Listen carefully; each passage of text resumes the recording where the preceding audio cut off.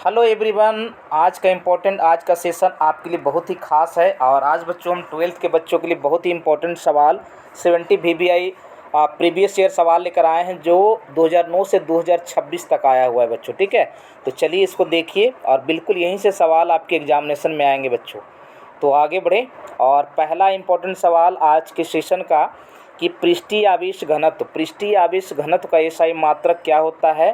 तो ये हमारा आवेश बटे का क्षेत्रफल होता है। इसका फॉर्मूला आवेश बटे का क्या होता है, क्षेत्रफल, यानी कूलम पर मीटर स्क्वायर हो जाएगा। तो D is the right answer हो जाएगा बच्चों। ठीक है, चलिए दूसरा इंपॉर्टेंट सेशन आज का कि एप्सिलॉन नोट का मान क्या होता है जी।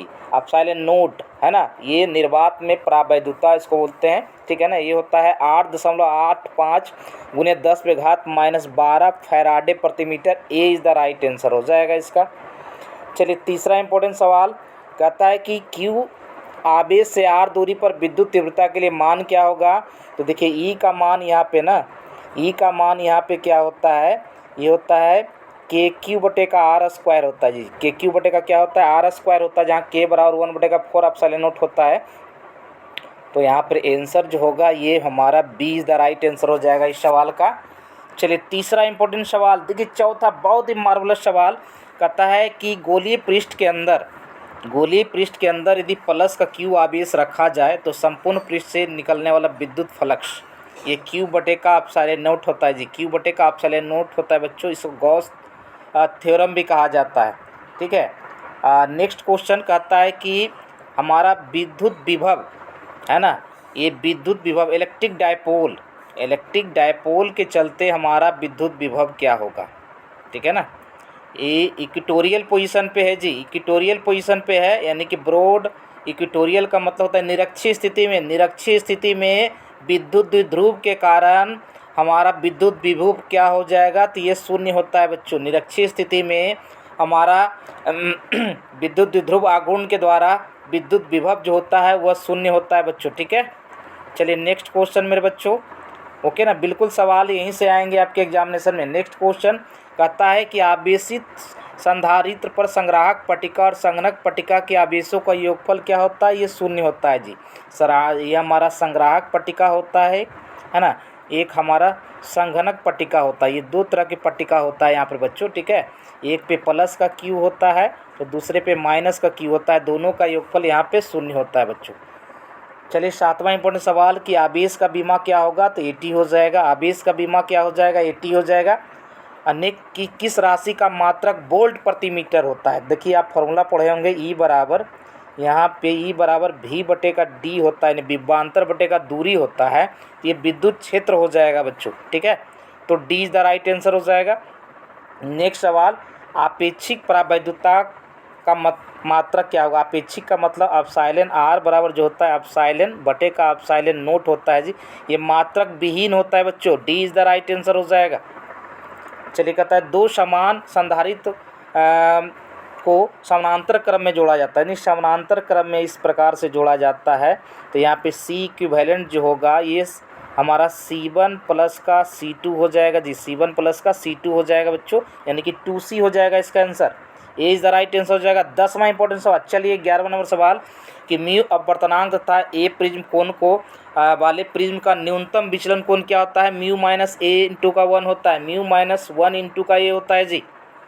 चलिए नेक्स्ट सवाल, सूर्य के प्रकाश प्रकरण वर्णक का विकर्ण जो होता है, यहाँ पे सूर्य के प्रकाश का वर्णक्रम जो होता है वो सतत होता है बच्चों। क्या होता है, सतत होता है। यहाँ पे ए इज़ द राइट आंसर आएगा। सतत वितरण होता है, भिबगयोर जिसको बोलते हैं। सामान्य संयोजन के लिए खगोलीय दूरदर्शक की आवर्धन क्षमता जो होती है -F0 बटे का F ही होता है। ए इज़ द राइट आंसर हो जाएगा। चलिए नेक्स्ट सवाल, किसका अपवर्तनांक सबसे अधिक होता है जी। हीरा का। हीरा के लिए म्यू का वैल्यू जो होता है 2.42 होता है बच्चों। ठीक है, चलिए नेक्स्ट, फ्रिंज की चौड़ाई के लिए निम्नलिखित में कौन सूत्र सही है। तो ये बीटा बराबर डी लैम्डा बटे का D. Answer option is the A correct बाबू। चलिए एक प्रकाश वर्ष जो होता है ये प्रकाश का सबसे बड़ा मात्रक होता है और इससे भी बड़ा मात्रक दूरी नापने का जो होता है वो पारसेक होता है जी। लेकिन एक प्रकाश वर्ष बराबर 9.46 10⁻−10⁻15 मीटर होता है, सॉरी। ओके, चलिए निम्नलिखित में हमारा लेंस मेकर फॉर्मूला कौन है जी? तो ये पहला 1/F बराबर μ2/μ1 minus 1 into 1/R1 minus 1/R2 होता है। ए इज़ द राइट आंसर हो जाएगा। निम्नलिखित में कौन पानी के अपवर्तनांक के लिए सही है जी? तो पानी का अपवर्तनांक यहाँ पे ना ये हमारा ये पानी का अपवर्तनांक ओके ना, पानी का अपवर्तनांक बड़ा अच्छा सवाल है। ये पानी का अपवर्तनांक बहुत ही इंपॉर्टेंट सवाल है जी आज के सेशन का। तो ये यहाँ पर म्यू बराबर 1.33 हो सकता है बच्चों, ठीक है। चलिए यहाँ पर सामान्य आँख के लिए स्पर्श दर्शन की न्यूनतम दूरी कितना होता है? 25 सेंटीमीटर होता है बच्चों, ठीक है। बिल्कुल मार्वलस सवाल। निम्नलिखित में कौन कुशी समीकरण है जी? तो कुशी समीकरण जो होता है बीटा बराबर यहाँ पे बीटा बराबर a प्लस बी बटे का लैम्डा स्क्वायर होता है, ठीक है। यहाँ पे हो जाएगा सी इज़ द राइट आंसर होगा। कौसे इक्वेशन इसको बोलते हैं बच्चों, ठीक है। कहता है यहाँ पे निम्नलिखित में प्रकर्णित प्रकाश की तीव्रता प्रकाश के तरंगदैर्घ्य के लिए कौन सा सही है? आई जो होगा समानुपाती होगा 1/λ4 का जी, ठीक है। 1/λ4 का होता है, सॉरी है ना। तो answer D is the right answer हो जाएगा बच्चों, ओके। चलिए नेक्स्ट सवाल क्या कहता है यहाँ पे कि जब प्रकाश की किरण एक माध्यम से दूसरे माध्यम में जाती है तो क्या नहीं बदलता है? तो आवृत्ति नहीं बदलता है जी। जब प्रकाश की किरण एक माध्यम से दूसरे माध्यम में जाती है तो आवृत्ति नहीं बदलता है। कहता है कि निम्नलिखित में कौन सा सही है? पथांतर यानी कालांतर बराबर होता है 2π/λ इंटू का डेल एक्स, यानी कालांतर बराबर हो जाएगा 2π/λ इंटू का डेल एक्स, यानी कि हमारा फेज डिफरेंस बराबर 2π/λ इंटू का पाथ डिफरेंस हो जाएगा। ए इज़ द राइट आंसर हो जाएगा जी। चलिए नेक्स्ट सवाल निम्नलिखित में विनाशी व्यतिकरण, ठीक है ना। ये विनाशी व्यतिकरण के लिए कौन सा सही है जी? तो यहाँ पे कालांतर जो होगा 2n+1 इंटू का पाई होता है, ठीक है।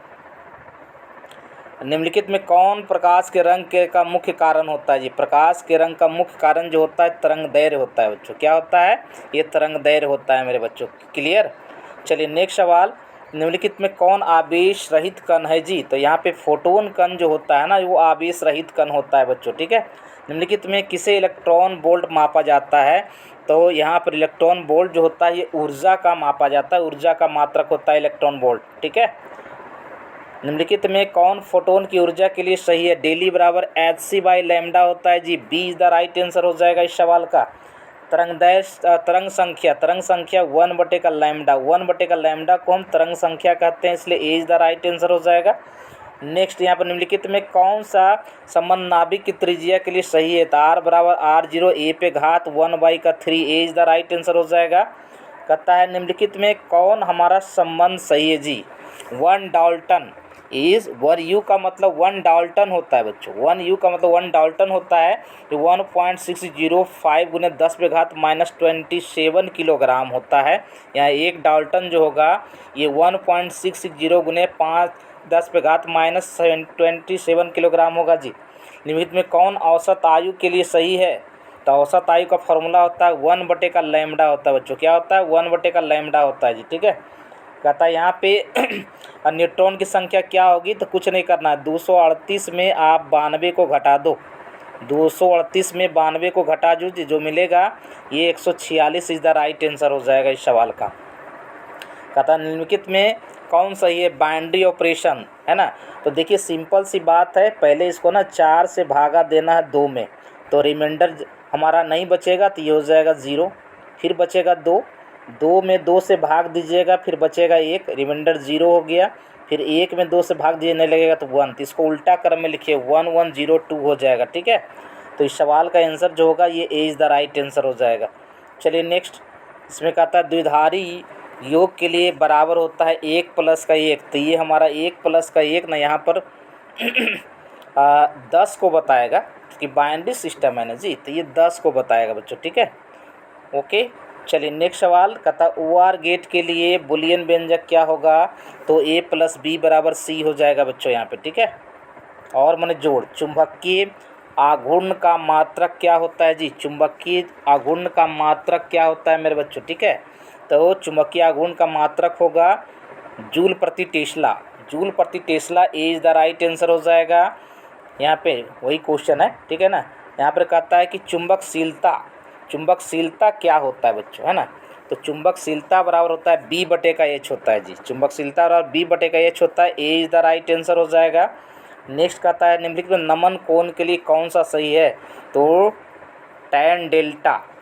टैन डेल्टा बराबर यहाँ पे जो हो जाएगा फॉर्मूला ये बी भी बटे का बी एच होता है जी, हमारा ए इज द राइट आंसर हो जाएगा। ठीक है, कहता है नेक्स्ट कि पृथ्वी के अर्थ पर है ना हमारा क्या कहता है कि डीप कोण नमन कोण का मान क्या होता है जी, तो 90 डिग्री होता है बच्चों। ठीक है, कहता है यहाँ पे चुंबक की ज्यामितीय लंबाई और चुंबकीय लंबाई में क्या संबंध होता है, तो चुंबकीय लंबाई बराबर जो होता है 5/6 गुने का ज्यामितीय लंबाई, ए इज द राइट आंसर हो जाएगा। निर्वात में चुंबकशीलता क्या होती है, तो ये 4 पाई गुने 10⁻⁻7 होगा, हेनरी प्रति मीटर हो जाएगा, ए इज द राइट आंसर हो जाएगा यहाँ पे। नेक्स्ट निर्वात में क्या कहता है कि चुंबकीय प्रवृत्ति क्या होती है, तो निर्वात में चुंबकीय प्रवृत्ति जो होती है ये हमारा शून्य होता है बच्चों। निर्वात में चुंबकीय प्रवृत्ति जो होती है ये हमारा शून्य के बराबर होता है, ए इज द राइट आंसर हो जाएगा। कहता है नेक्स्ट निर्वात में विद्युतीय तरंगे का चाल क्या होता है, तो सी बराबर 1/μ0 एप्सिलॉन नॉट का स्क्वायर रूट, और जो कि हमारा बराबर होता है 3 गुने 10⁸ मीटर प्रति सेकेंड के बराबर होता है बच्चों। ठीक है, चलिए नेक्स्ट हमारा क्या कहता है कि एक्सरे किरणों की तरंगदैर्घ्य का मान क्या होता है, लगभग 10⁻⁻7 मीटर के लगभग होता है। विद्युत चुंबकीय तरंग संरक्षण की दिशा क्या होती है, तो ई क्रॉस बी के समानांतर होता है बच्चों। एकदम यही सब सवाल बोर्ड एग्जामिनेशन बार बार पूछे गए हैं बच्चों। ठीक है, कहता है किसी इलेक्ट्रॉन के आवेश का मान क्या होता है, तो 1.6 × 10⁻⁻19 का कूलम होता है। नेक्स्ट सवाल कहता है प्लांक नियतांक की बीमा क्या होगी जी, प्लांक नियतांक यानी डेली बराबर HC/, का लैम्डा, एक फार्मूला होता है यहाँ पे, डेली बराबर HC/, का लैम्डा। यहाँ पे H जो होता है ना ये प्लांक नियतांक होता है, C प्रकाश का वेग होता है, लैम्डा तरंगदैर्घ्य होता है, E एनर्जी होता है बच्चों। ठीक है, तो इस प्रकार से इस क्वेश्चन का यहाँ पे आंसर जो होगा ना बड़ा बेहतरीन सवाल है जी, बहुत इंपॉर्टेंट सवाल है आज के सेशन का, और बिल्कुल ऐसे ही सवाल आपके एग्जामिनेशन में पूछे जाएंगे। ठीक है ना, इस सवाल का आंसर जो होगा mL2T-1 हो जाएगा, mL2T-1, यानी कि यहाँ पे ए इज द राइट आंसर हो जाएगा इस सवाल का। नेक्स्ट कहता है एक इलेक्ट्रॉन वोल्ट जो होता है ना ये ऊर्जा का मात्रक होता है, जिसका ऑप्शन यहाँ पे गलत दिया हुआ है बच्चों। ठीक है, ओके ना, 1 इलेक्ट्रॉन वोल्ट बराबर 1.6 × 10⁻⁻, का फिलहाल इस पे हम बी पे ताला लगा देते हैं। ठीक है ना, यहाँ पे रेडियोधर्मी क्षय के लिए व्यंजक क्या होता है, तो n बराबर n0 e⁻⁻ लैम्डा इंटू का t, A is the correct answer हो जाएगा। निम्नलिखित में अल्फा कण के लिए कौन सही है जी, तो अल्फा कण में हमारा 2 प्रोटॉन और 2 न्यूट्रॉन होता है बच्चों, 2 4 होता है ना, तो ये हमारा B is the right answer हो जाएगा इसका।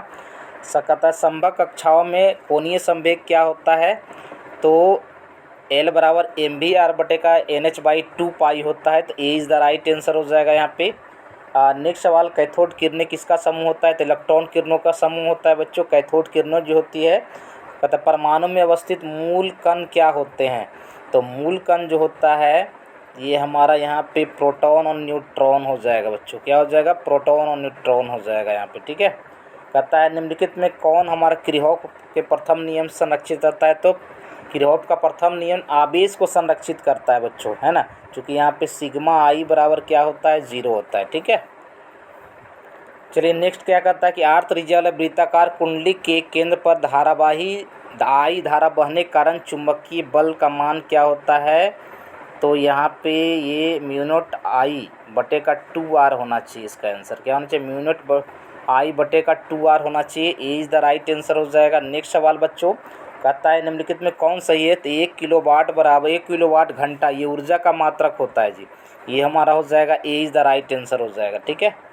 और नेक्स्ट सवाल निम्नलिखित में कौन सही है जी, तो 1 टेस्ला बराबर जो होता है न्यूटन ए इनवर्स और M inverse, A is the right answer हो जाएगा बच्चों। ठीक है, कहता आदर्श वोल्ट मीटर का प्रतिरोध क्या होता है जी, आदर्श वोल्ट मीटर का जो प्रतिरोध होता है ना वो क्या होता है तो यहाँ पे अनंत होता है बच्चों। ठीक है, नेक्स्ट सवाल कहता है अमीटर की धारा सुग्राहिता होती है, धारा सुग्राहिता जो होती है ना, ये हमारा क्या होता है जी, बड़ा अच्छा सवाल है, बहुत इंपॉर्टेंट सवाल है यहाँ पे।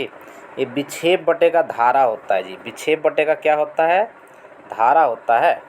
ये तो सवाल इम्पोर्टेंट सवाल है, कोई बात नहीं बच्चों, ऐसे सवाल भी हमेशा एग्जामिनेशन में आपके पूछे जाते हैं, नो डाउट मेरे बच्चों, ठीक है ना। इस क्वेश्चन में थोड़ा सा मेरे को ना, थोड़ा सा इस क्वेश्चन को लेकर थोड़ा सा सस्पिशन है।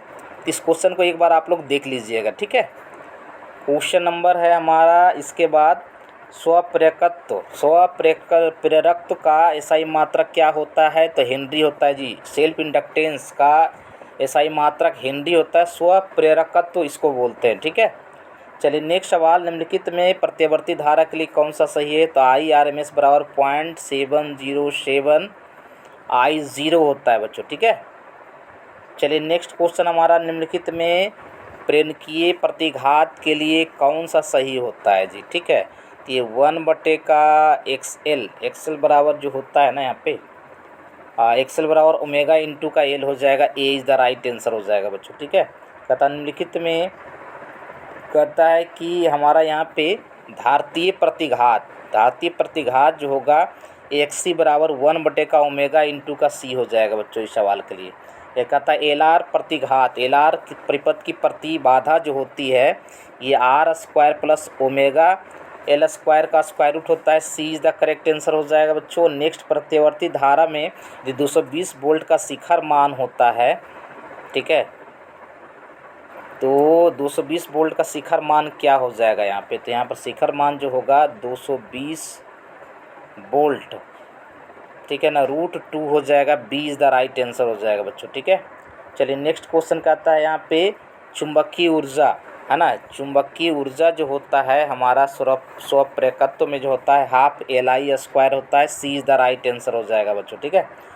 तो यहाँ पे कहता है चुंबकीय क्षेत्र में धारावाही चालक पर कार्यकारी बल्ब जो होता है बराबर L इंटू का I क्रॉस B होता है, ठीक है, I इंटू का L क्रॉस B होता है, F बराबर I इंटू का L क्रॉस B होता है जी, ठीक है, B is the right answer हो जाएगा बच्चों, ठीक है।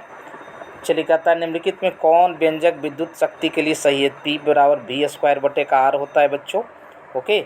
नेक्स्ट सवाल, मानव नेत्र की विभेदन क्षमता क्या होती है, तो 1 मिनट होता है बच्चों, ठीक है। तो आज का सेशन कैसा लगा ये ज़रूर हमें बताएंगे, ओके बच्चों, और इसी तरह से आपके लिए वीडियो बनाकर लेकर आते रहेंगे, ओके ना। और यदि हमारी क्लास अच्छी लगती है तो हमारी क्लास को एक बार लाइक और शेयर कर देंगे मेरे बच्चों। टेक केयर बाबू, मिलते हैं नेक्स्ट क्लास।